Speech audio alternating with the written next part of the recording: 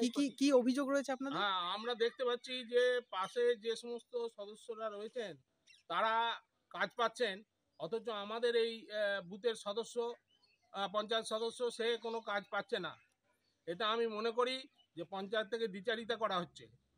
কি কি অসুবিধা রয়েছে আপনাদের? আমাদের নিকাশি ব্যবস্থা আছে, জল নিকাশি ব্যবস্থা, রাস্তা এবং জলের ব্যবস্থা, পানীয় জলের ব্যবস্থা অবশ্যই করতে হবে। আপনার নাম? আমার নাম লক্ষ্মীনারায়ণ ব্যানার্জি। আমরা টিএমসির জন্মলগ্ন থেকে আছি। এটা কোন জায়গা? এটা আদিবাসী পাড়া, আলিপুর আদিবাসী পাড়া।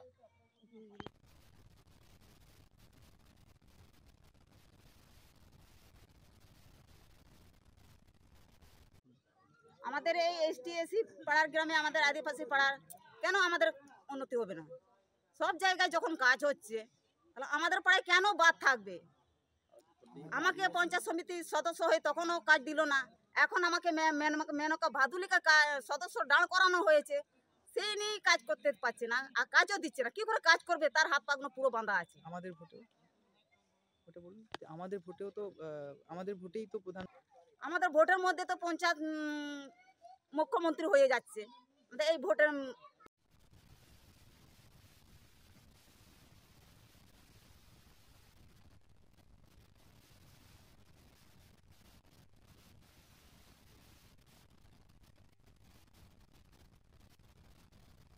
কি বলবেন এই বিষয় নিয়ে? দেখুন, বিষয়টা হচ্ছে যে আমি আপনার কাছ থেকে শুনলাম, আমি অবশ্যই খোঁজখবর নেব যে সদস্য কেন এই কথাটা বলছেন, কী জন্য এই কথাটা বলছেন, তার কাছে যাবো। যদি প্রয়োজন পড়ে আমি পঞ্চায়েতেও যাব, পঞ্চায়েতে গিয়েও এই খোঁজখবর নেব, ঠিক আছে? যদি, এবং অবশ্যই আমি বারণ করব তাকে যাতে রিজাইন না দেওয়া হোক, কারণ এই তো অর্থবর্ষ যে 24-25 এই লাগু হয়েছে নতুন সদস্যদের ক্ষেত্রে। যেহেতু আমিও পঞ্চায়েত সমিতির সদস্য, আমারও ক্ষেত্রে একই প্রযোজ্য, কারণ আমিও দেখছি অনেক ক্ষেত্রে আমাকেও একটু আড়াল করে অনেক কিছু কাজ করা হচ্ছে। কিন্তু আমি মনে করি যে আমাদের নেত্রী মমতা বন্দ্যোপাধ্যায়, আমাদের নেতা অভিষেক বন্দ্যোপাধ্যায়, তাদের প্রতি পূর্ণ আস্থা আছে, ভরসা আছে।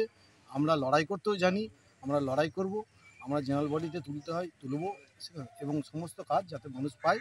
আমরা যা ভিত্তিতে এখানে জিতে এসেছি, ঠিক আছে, যা কমিটমেন্ট করেছি সেই কমিটমেন্ট পূরণ করার জন্য যা করতে হয় করব। নমস্কার, আমি মেনকা ভাদুলি, দুর্গাপুর গ্রাম পঞ্চায়েত এলাকার নতুন সদস্য, নির্বাচিত সদস্য। তো সংসদ নম্বর 9, বুথ নম্বর 265। তো আমি নির্বাচিত হয়ে মানুষের জনকল্যাণের জন্য সদস্য হয়েছি, মানুষের পাশে দাঁড়ানোর জন্য সদস্য হয়েছি, মানুষের ভালো মন্দ বোঝার জন্য আমি সদস্য হয়েছি।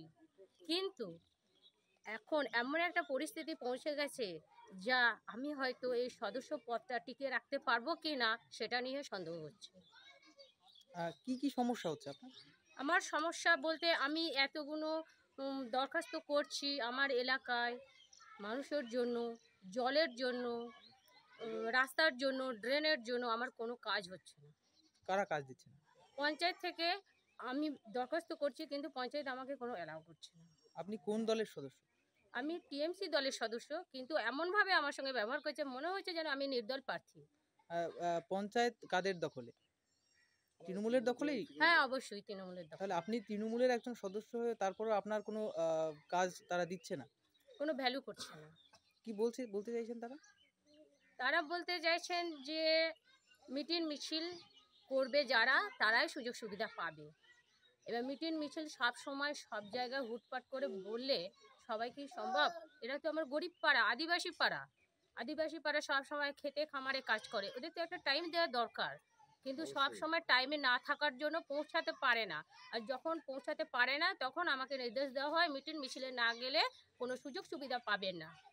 আর সেক্ষেত্রে আমি কিন্তু পিছিয়ে যাচ্ছি। অন্য সংসদে কাজ হচ্ছে, আমার সংসদে কাজ হচ্ছে। অন্য সংসদে হুড় করে কাজ হচ্ছে, আমার সংসদে কোনো কাজ হচ্ছে না। আপনি জানিয়েছিলেন পঞ্চায়েতকে? আমি অবশ্যই পঞ্চায়েতকে জানিয়েছি, বিডিওকে জানিয়েছি, কিন্তু কোনো কাজ হচ্ছে না।